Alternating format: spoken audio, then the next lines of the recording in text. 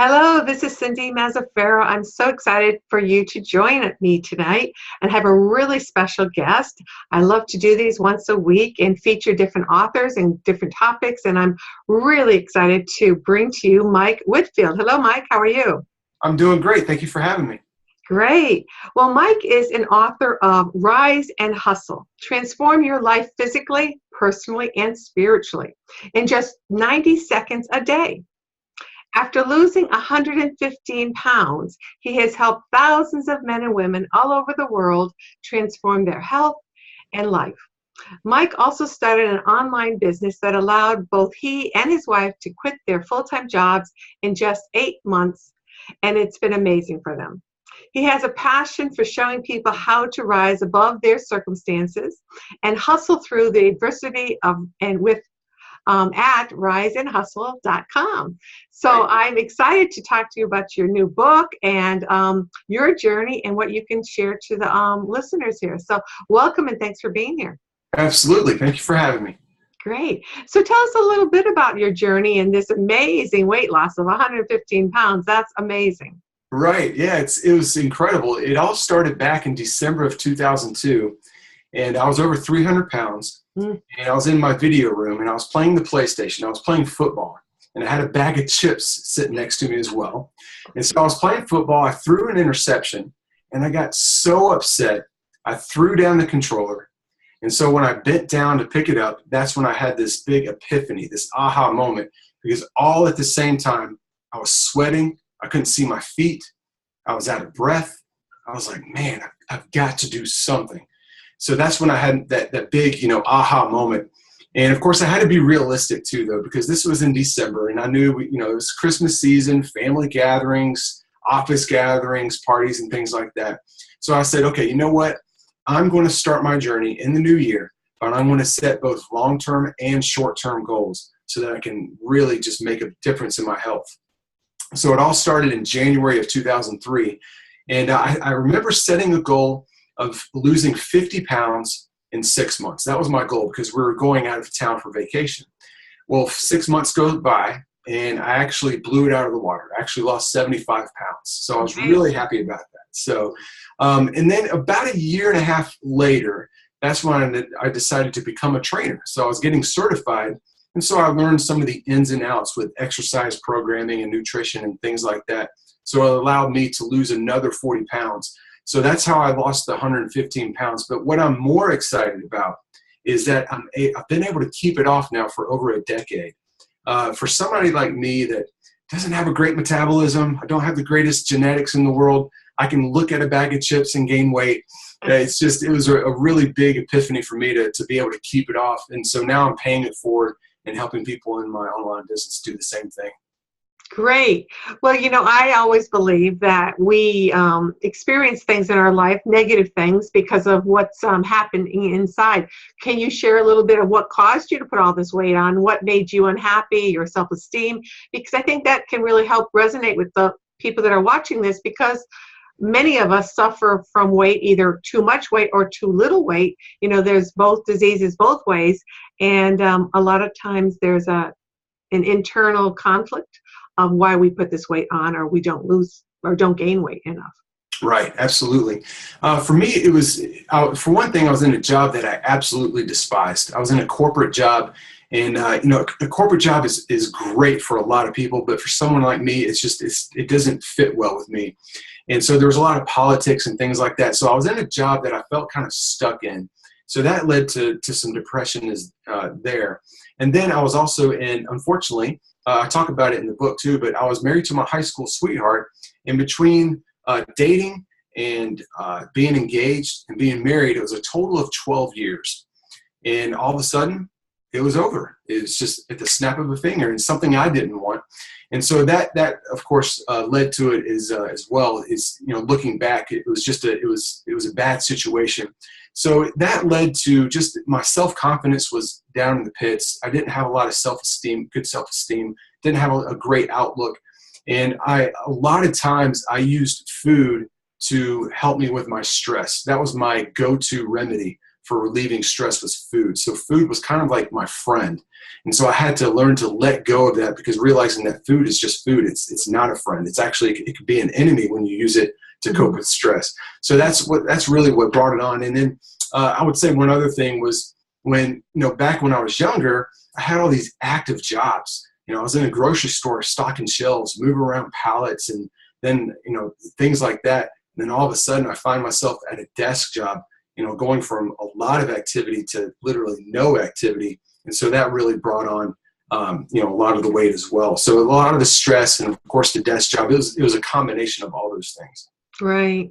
And that's so true with life, that sometimes we get stuck into situations, not just work, but situations with our environment, family dynamics that really can cause us to feel unhappy and cause depression, mental illness.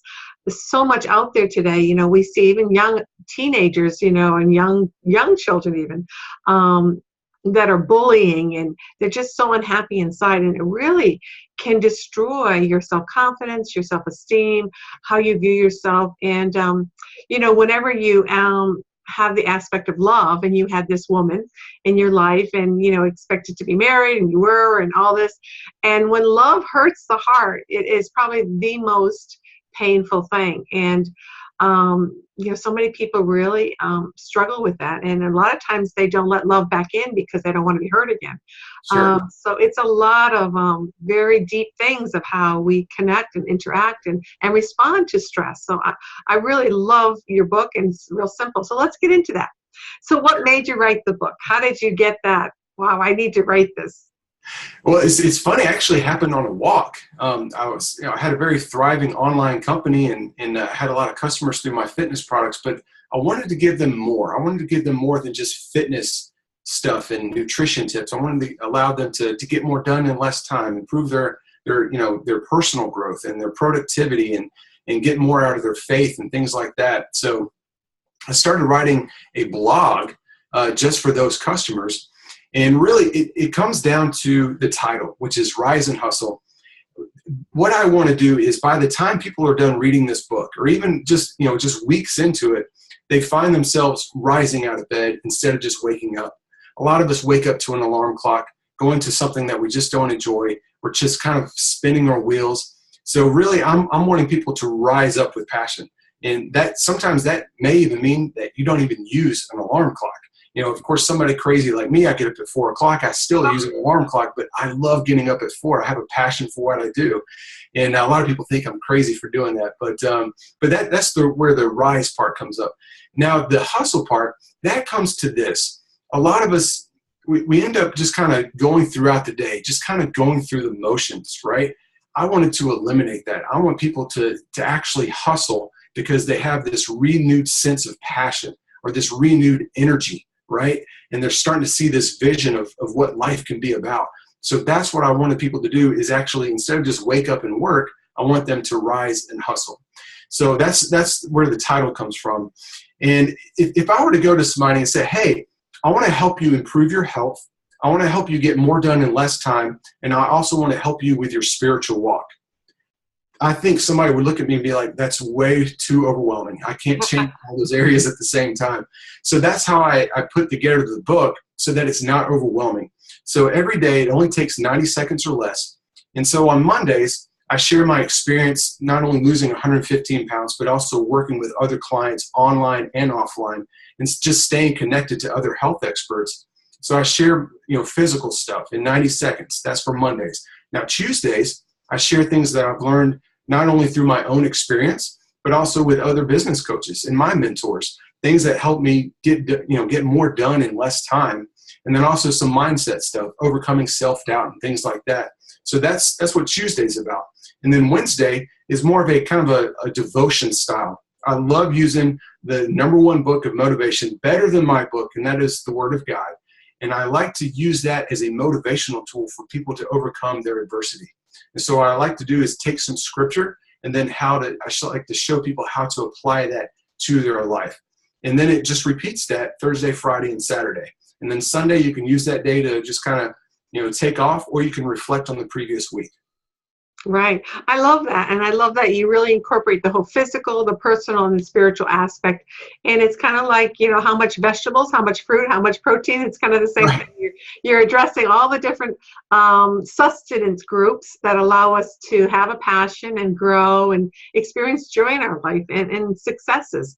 And I think what you also said when you talk about waking up, having that passion, rising into that passion and hustling and doing things because you're finding joy in it. So many times, like you said, people just go, oh, another day, go bring the kids to school or, go make the coffee. It's like we become so robot-like that we've lost the joy in what we're experiencing today. And it's really sad, to be honest, that we lose that aspect. Right. Yeah, that's really great. So you're involved in so much. I can't believe you get up at 4 a.m. I like to sleep in till like, I don't know, 7:30, quarter to 8. But I'm more of a night owl. Even though I try to honor good bedtime, I tend to stay up a little later. But that's, again, people need to find their own biorhythm, what's working for you, and everyone is different. So since you live such a very fast-paced and an engaged, participating life with your family, your wife, your 2 young, beautiful boys, can you maybe share a couple of time management tips that maybe you could help with our listening audience? Yes, absolutely. It all starts with the night before. I like to plan my day the night before. Mm-hmm. And what I like to do is I put in different sections. So section 1, I like to put in my top 3 priorities, like what is going to move the needle in what I want to accomplish. So let's take, you and I, for example, we're authors. We write. And so what's going to make the biggest impact with where we're at? It's probably either doing some research for an upcoming book or writing the book or outlining the book and things like that, or maybe social media, whatever the case may be. So I like to list out the top 3 things that are going to move the needle. So those are the top 3 things that I'm going to work on in the morning before anything else, before checking my emails, before checking social media and things like that. And another thing I do is I actually structure my day. I actually learned this from my mentor. And a lot of people think, oh, that's just so strict. You got to know it, because I know exactly what I'm going to be doing at 10 o'clock. I know what I'm going to be doing at 2 o'clock. I know when I'm going to exercise, when I'm going to eat, when I'm going to be on social media, when I'm going to be writing. I like to set these blocks up. And so what that does is that actually gives me even more freedom and more flexibility, because I know that at 3:30 or 4 o'clock when I wrap up my day, when I go downstairs, I work from home. So when I go downstairs, I can pour myself into my family. I'm not checking emails while I'm watching the boys. I'm not on my laptop while I'm trying to watch TV with my wife. It's 100% with my family. And so it actually gives me more flexibility by doing this, just really dialing in and figuring out, okay, what can I do at what times and things like that. Really structure your day. It actually gives you more freedom. And another thing is what I call batch processing. A lot of people call this batch processing. If you think about it, when you're doing something important, like you're working on an important project, like writing a book, and you have your inbox open all day long, you get that ding.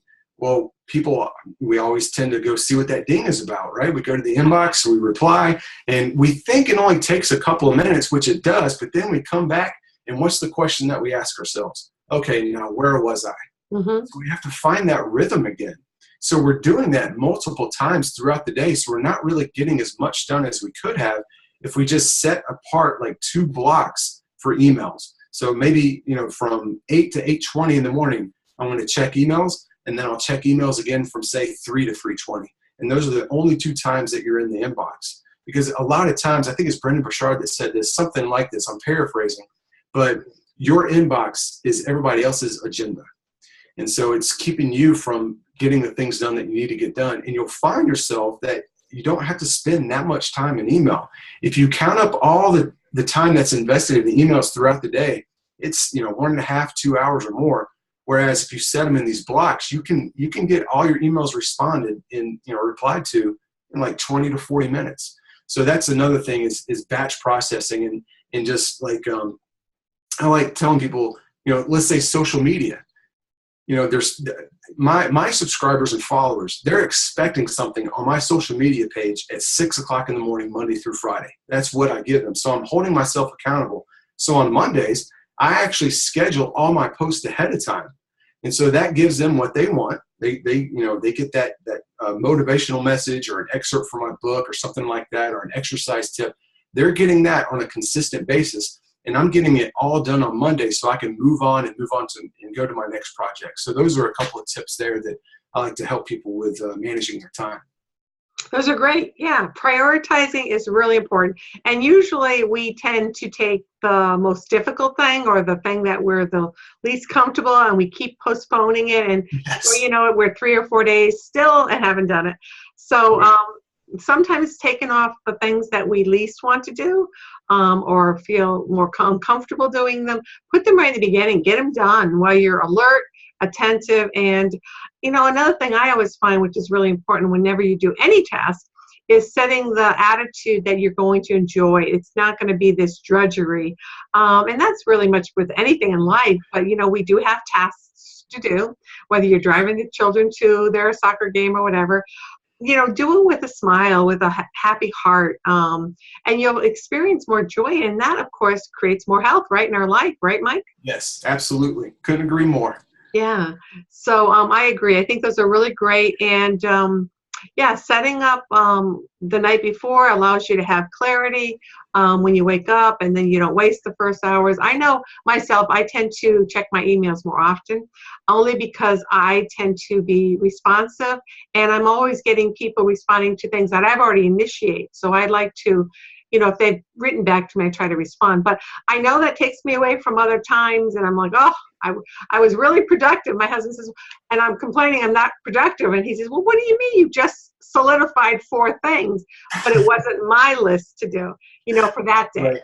And sometimes that happens. And I think we have to be also kind to ourselves, that just because we have this directive vision of, really being the train and going forward, that sometimes we become so focused that we actually are missing other opportunities around us. So I think the clarity is really huge. I think it's great. But I think we have to also be careful that we don't set ourselves up for failure, in the sense that if you don't meet those benchmarks, that you're thinking bad of yourself as well. Right. You Absolutely. need flexibility. Absolutely. There's got to be some flexibility there for sure. Yeah. Absolutely. And maybe it takes the top of the list the next day, if you didn't Exactly. get that. But that sounds great. I love those. I love those tips. Thank you. Great. So talking about spirituality, and again, this is always, I think it's I talk about spirituality too, and we're not talking religion. We're talking about spirituality. So tell me how do you define that for you, and how do you address that when you work with your clients? Absolutely. Really, it starts with a consistent quiet time. And I think when you start your day with quiet time and just kind of hit the reset button on your nervous system, your brain, and everything, it just kind of gives you a better perception for the rest of the day. It's kind of sets the tone. Now, a lot of people struggle with having that quiet time because there's no structure in place. Mm-hmm. They think, okay, well, quiet time is typically a devotion, and I got to read the Bible, but I just don't know where. I want to pray, but I'm not sure what to pray about or how to pray. And so it could be a little intimidating. So I like to use a very simple template that I use with my clients. And that is, the first thing you do is just pray. Pray whatever's on your mind. It doesn't have to be perfect. It doesn't have to be, there's a lot of cliches in the prayer world, but if you just talk and just let it all out, just do it that way. There's some mornings where 2 or 3 minutes go by and I will list out like 15 to 20 different things, and I'm just letting it all out. So I like to start the day with prayer. And then the next thing is there's an app called YouVersion, and it's the Bible app, completely free. All you have to do for the verse of the day is you open up that app, and right there on the homepage, you don't have to do anything, click on anything. It's right there at the top. It shows the verse of the day. So that's a way to get into scripture and get kind of feed on the Word of God. And then after that, I like, if this is optional, but you can certainly go to a short devotional within that app, or you can also go to Proverbs. And I like to match the day of the month to the chapters. So let's say it's the 15th. And then so you can just go to Proverbs 15 and just read Great. verses from there. So it's a very simple way of getting more of the word, and that's optional. Now, the key thing is at the end, I like to write down, and I do this no matter what, I like to write down one thing that I'm grateful for from the previous day. It doesn't have to be anything elaborate, like this big breakthrough or anything like that. I've written down at times, hey, I got to play Mario Kart last night with the boys, and we had a great time. We played some video games and we laughed, or I got to play hide and go seek, or I got to go work out with my wife, little things like that. But I always write down one thing that I'm grateful for, no matter how I'm feeling. So even if I'm frustrated or stressed out or anxious, resentful, whatever it might be, I still find a way to write what I'm thankful for, because what this does is this develops an attitude of gratitude. And your perception of little things like traffic or people stepping in front of you at the grocery store, things like that, you'll find that those things really, they don't bother you much anymore, because your perception has changed. And so that's, I like that simple 10-minute template. I usually call it the power hour in 10 minutes, because a lot of times people can take a full hour to do that, but this is like the condensed version. I love that. That's great. I wasn't aware of that app. That sounds wonderful. And I like just keeping it simple. Like you said, you can also pick the day and, just give that, assuming it's divine timing. So what you read on the chapter of the Bible that resonates with that day, numerology is a wonderful thing too. Absolutely. But I think that's really great. And, another great way of releasing our tensions is by, when you're saying the prayers and just putting it all up there, you're getting out all that stress, which, remains normally dormant in our body.